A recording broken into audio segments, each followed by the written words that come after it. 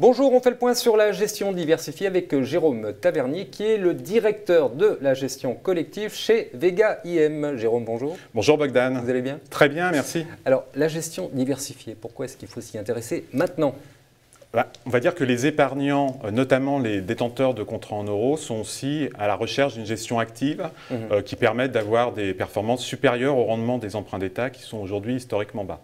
Donc la gestion diversifiée permet une approche combinée entre deux classes d'actifs, les actions pour leur potentiel de performance, ainsi que les obligations pour leur rendement récurrent, tout en ayant une volatilité maîtrisée, puisque l'aspect volatilité des marchés boursiers peut faire peur à un certain nombre d'investisseurs. Alors, Nicolas Budin était venu sur ce même plateau, on a beaucoup parlé d'actions européennes. En termes de diversification, de gestion diversifiée, comment vous travaillez avec ces équipes? Alors, très concrètement, effectivement, la complémentarité des expertises est quelque chose d'essentiel chez nous.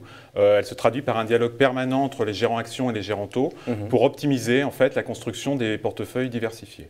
Sur les actions, on aura quelque chose d'assez proche de ce qui se passe sur des fonds actions comme Nicolas l'a exposé, à savoir qu'on va avoir une forte sélectivité des valeurs en portefeuille, notamment sur les valeurs qui présentent, on va dire, les modèles de croissance les plus forts et les plus pérennes avec des avantages concurrentiels par rapport aux autres sociétés. Et en termes de profil, ça sera plus value, plus croissance? Alors, on est nettement dans une gestion de conviction de type croissance parce qu'on considère, et à juste raison, que le style croissance est quelque chose qui s'adapte bien à une optique patrimoniale dans la mesure où il est plus résilient que le style value dans les phases de contre-performance des marchés.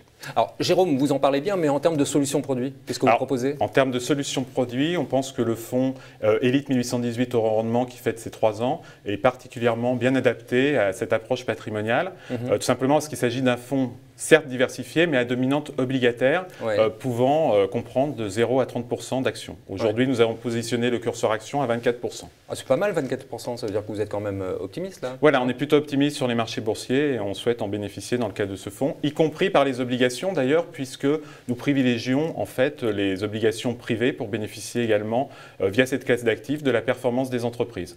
Les obligations privées présentant des rendements toujours plus attractifs que les emprunts d'État à l'heure actuelle.